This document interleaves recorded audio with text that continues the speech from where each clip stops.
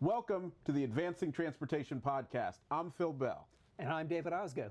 And we are making transportation policy for the United States. Now, we're part of the Parkview Institute, the Center for Transportation Advancement, and we're excited to be here right with you. So please, like, share, subscribe, because this is your place for transportation policy. Now, David, I want you to introduce yourself to our organization, all of our friends out there.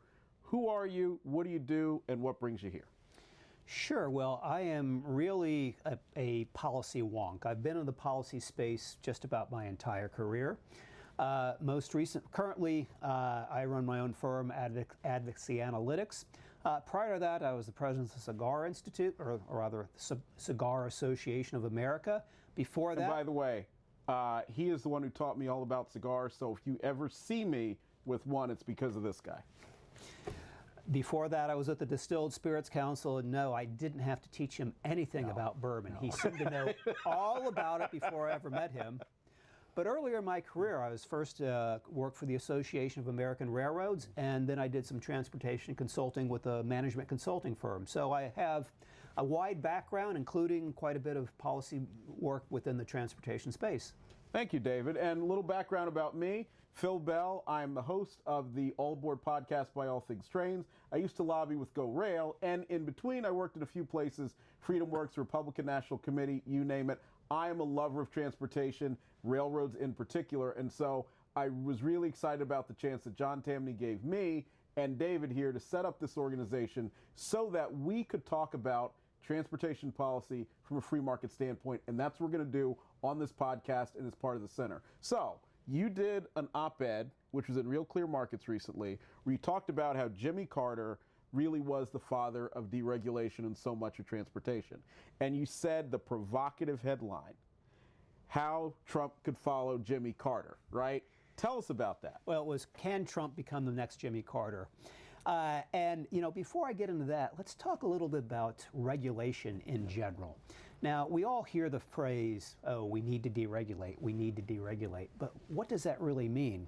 It's been my experience that even at some major corporations, yeah, if you talk to the CEO and, you know, some of the senior executives, they understand what regulation does to their company. But beyond that, once you get down to middle management, particularly if it's somebody that's been in the game for some time, been in the industry, they almost just accept it. And they don't necessarily see that, oh, yeah, we're doing something, it's strictly for regulatory purposes, it doesn't really add any value to our bottom line. And let me add one more thing. Once Sure. you get to the rank and file, it's almost always, this is just what we do, those are the rules. That's exactly right. In fact, a good example of that, it wasn't a large company, but when I was in college, I worked for a small moving company during the summers. So the trucking industry. Well, I was working shortly after they deregulated the trucking industry, and I'll never forget one of the owner's sons making a comment about, God, I hate this cut rate stuff. Maybe he didn't use the word stuff. Basically, he was complaining about the much lower rates he was having to have to accept. Now, right. Me, of course, at the time, being a 19 or 20-year-old economics major, I was more than happy to give him a quick lecture on deregulation and free market economics. You know, I don't think he was really thrilled with the lecture I gave him. And after I got done, he looked at me and said, well, I still hate this cut rate stuff. Right. But it was amazing. Working at this small firm, you'd walk into their office and they had very proudly displayed an article that was written when they had gotten their certificate of need and public acceptance. Basically, what you needed back then in order to be in the trucking business. So now, hold on. Anyway, it's just a good example of somebody not realizing that regulations were driving his rates at one point. Yeah. Anyway. So, because I think there are a lot of folks out there that don't realize this. In order to be in the trucking business, you couldn't just say, all right, I have enough money to buy a truck, let me go serve people. You had to do what? You had to get this certificate, I think it was Certificate of Public Need and Convenience. So essentially what it did is it gave you the ability to operate within certain routes. Well, today, yeah, I'm sure you need certain licensing and whatnot for your truck and for your drivers, but you can get into any route where you can get business. So, it's that sort of dynamic a lot of people just don't realize. And something that I find amazing, now this is not transportation specific, but when you look at regulation across the economy, it costs us between $2 and $4 trillion annually. Wow. Yes, and in a $28 trillion economy, that means that, if you got rid of a lot of the regulations or the cost, we're all looking at a 7% increase in our standard of living. That's quite a bit of money. Pretty substantial. That's pretty substantial, yes. And you look at it, the economy is currently growing around 2%, right? That's correct. If you could increase our personal standard of living by 7, that would be significant. Yes, it's more than 2 years of growth. Yeah. And then to also put it a different way, how much of the regulatory burden, and we always talk about it because we're both wonks, we say regulatory burden, but if you think about it, what that really means is money that is not given to, or I should say paid to us as earnings if we're employees, or in the form of lower prices potentially, or even new goods or services developed. That's exactly right, Phil. A lot of people like to refer to regulations as stealth taxes. The regulations, they add costs, but they don't really add anything to the good or service that you might be buying. Right. Because what you end up doing is you will usually have someone who has to oversee compliance in most cases, and maybe that person's already there and you have to pay them more or take more of their time, or you have to purchase systems like software and so on. So you could say, well, I could add another person to my assembly line, or I could add another person to simply watch over and make sure these rules are complied with. That's exactly right. And ultimately, yes, there are reasons to have regulation, but very often, the regulation itself doesn't fulfill its promise. I heard somebody say a couple of weeks ago that, well, every piece of tainted meat that anybody has ever gotten sick on was approved by the FDA. Thank you. Yes. Now, you talked about a little bit of what it was like in the trucking industry. Yes. The rail industry, I've talked extensively about that on the All Aboard podcast, where basically the Interstate Commerce Commission also was regulating trucking. They regulated railroads, the first major regulatory agency created in the U.S. government. In the U.S. government. And ultimately what they did is they told railroads how to do their job. It wasn't really up to the managers as much as it was the ICC. That's right. And over time, that kind of worked maybe in the early days of the ICC. Nobody really noticed. But then what happened? Well, you had competition from trucking, which after we developed the interstate commerce system was built, technology allowed trucks to become bigger, compete with railroads. Ultimately, they were driving the railroads out of business. And you look at the 1970s, 1980s, railroads weren't very profitable. When you're not profitable, what happens? You don't invest. Right. So a lot of the rail bed was in poor shape. They used to have what were known as standing derailments. So it became... And what is a standing derailment? It's where the car comes off the track when it's not moving. Yep, so it's just sitting there, and then the rail turns over under it, and suddenly it's derailed. Yeah. So the railroad system in the 1970s really was not in very good shape, and it was really because of all the regulations that they had to follow. And I'll add another little bit of color to that. So I'm glad you mentioned that what happens when things aren't profitable, you don't invest. But oftentimes, you have cash, like a lot of railroads did, because they generated a lot of cash.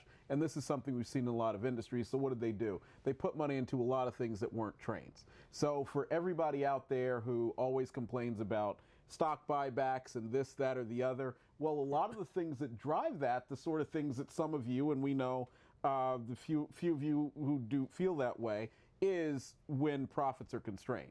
And if government is serving as a constraint on those profits, yeah, you'll buy back stock, or you might go invest in other things. I think the most famous example, not from the railroads, but in the oil industry, Getty Oil, what did they invest in? ESPN. Yes. So that's why ESPN's colors are what they are, because those were Getty Oil's colors. They put all the money in to create ESPN because they had all this cash but couldn't earn great returns pumping oil. Pumping oil. So they did that. So ultimately, those regulatory policies led to a decline in transportation. And when transportation declines, even if they were buying hotels and real estate and so forth, we the people are not getting much benefit from transportation, and it's what drives our lives. So what did you really see was a big result of the Carter era deregulation, railroads, trucking, and airlines?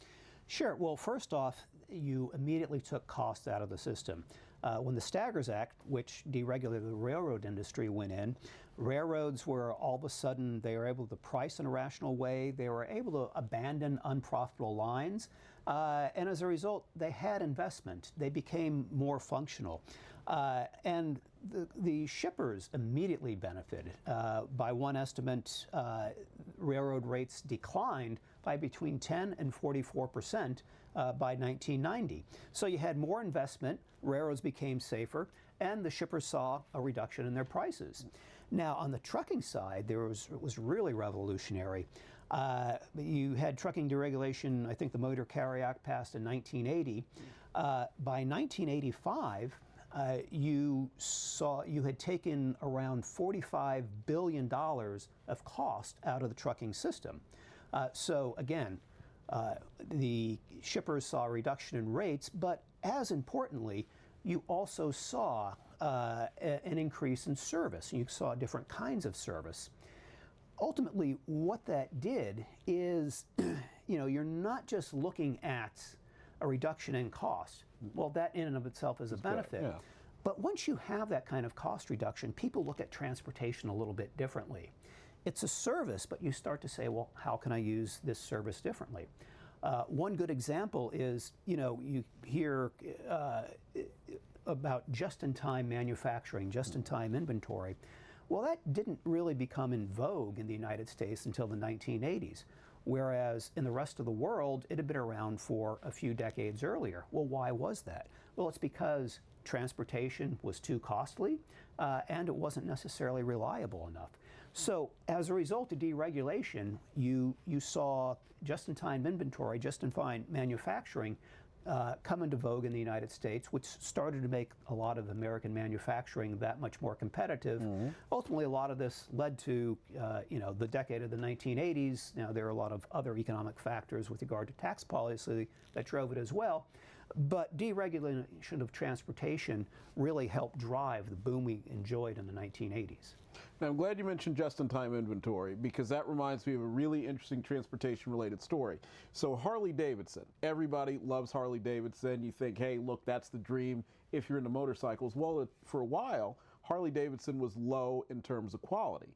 And one of the reasons that I read that they had these quality problems is because they would purchase a lot of inventory, and then they would have it in the factory waiting to be built into a motorcycle. And so what this meant was, if there was a run of bad pistons, for example, you wouldn't really know, because you have it, you purchase them, they're stored in the factory. Now you're going to build this motorcycle 3 months, 4 months, 5 months later. You put them in, you build that run, they go out, you or I buy them. Oh, look, the pistons cracked. How do we fix this? Well, it must be a terrible job of manufacturing. But with just-in-time inventory, you know a lot sooner if you have a quality problem. Oh yeah, look, this run of pistons is bad. The next 20 that are here, we can't use, toss them out, let's go. So this improved quality of Harley-Davidson, just one example, and undoubtedly think about other companies that would have embraced that, like GM and so forth. So that would actually benefit quality, which had been an issue in America, and all of this because of a regulatory change. That's exactly right. And you also saw new businesses form. Walmart and Costco, they were certainly around, but that's over the period where they really, truly grew. Right. And became, really to dominate the retail landscape in the United States. Additionally, FedEx was certainly also around, but deregulation of the airlines was seen as so important that Fred Smith actually, turned over management of his company to his subordinates, moved to Washington, D.C. full-time in order to lobby for deregulation. And after that deregulation, it was when FedEx really started to grow. You look at all this and, well, what does that mean for today's economy? Well, gosh, without FedEx, without an efficient trucking industry, without efficient rail industry, a lot of the internet sales that we have today, Amazon probably definitely would not be possible. Yeah. So not only do you take cost out of the system when you deregulate, but you also allow people to use transportation in a different manner, which allows the economy to really grow. And that's a great point. Even some of the equipment we use to record this podcast, I got off of Amazon. And think about what it was like in 2005. So we're 2025. I think it was like in 2005. If I wanted to find something like a cable or a card or whatever it is you need for this, you had to find a store that had it. You had to go there and get it. I know it sounds weird. Wait, you're going to go to a store and buy it? But you had to do that. They had to have it, or if not, they had to send away and get it. Now you can go and say, oh, yep, I want that. Can you deliver it to me? Oh, tomorrow or in a couple of days. Boom, that's it. But that is so revolutionary, and the fact it can be done is attributed to the deregulation you talked about. That's exactly right. Ultimately, it's improved everybody's quality of life and made life more pleasant. Yeah. Now talk about the airline industry a little bit more. So you talked about Fred Smith and deregulation there, sure. But what was it like, and I'm not trying to age you, so what was it like to fly before 1980, 1981? What was that like? Yeah, well, basically very few people flew. Airline rates and airline entry into certain markets was regulated by the Civil Aeronautics Board. So you had a number of airlines that were in business, but I don't want to call them monopolies, but everything was very much regulated, and as a result, the typical person just did not fly. Now, once you had deregulation, I mean, literally there was an immediate boom in the number of airlines that were out there and operating, and all of a sudden it went from, oh, wow, almost nobody flies, or almost all flying was done business class, that sort of thing, or by businessmen, to, hey, the typical person can afford to get on a plane and fly across the country. So it really made us a much more mobile society. And what you're saying, and I want to make sure we can make this really clear. So in 1979, I couldn't just get on the internet of the day, whatever that was, make a phone call or otherwise, and get a cheap fare on a discount airline. Oh, heavens no. Right, couldn't do that. And there wasn't this ability to compare all the fares right next to each other, and not just for technological reasons. Why? Because they were regulated, and not every airline could say, okay, I see a lot of people are going to Kansas City. Excuse me, let's set up a route to Kansas City. Yeah. Or let's add extra flights. Yeah. No, none of that was really possible. It was very much constrained. And it's amazing when you fly today, it's such a different experience. Yeah, we can. And you're not talking about Spirit Airlines. No, I'm not talking about Spirit Airlines. We love you, Spirit. Go ahead. Go ahead. Before I was interrupted. We can all complain about getting stuck in the middle seat. Right. But the fact that you're there and you can afford the middle seat is what's different today. Yeah. Think about what it would be like if you had to get in your car and drive, or, not denigrating bus travel. It's certainly a wonderful mode of transportation. But 20 hours on a bus versus 3 or 4 hours on a plane just makes traveling that much more pleasant, and it allows you, obviously, to travel greater distances. Absolutely. Well, David, it has been a pleasure talking with you about deregulation and the impact. I hope everybody out there recognizes the importance of these changes. While most people would say, oh, transportation policy, regulatory policy, and otherwise, oh, it's making my eyes glaze over. It's so important because, as we say at the Center for Transportation Advancement, the story of America is the story of transportation. So what I hope you'll do is like, share, subscribe, be part of this podcast. Under this video, let us know what you think, what topics you'd like us to cover, and if you think we're right or wrong on these issues. We will see you on the next episode. David, thank you so much for being with us, and we'll be back soon.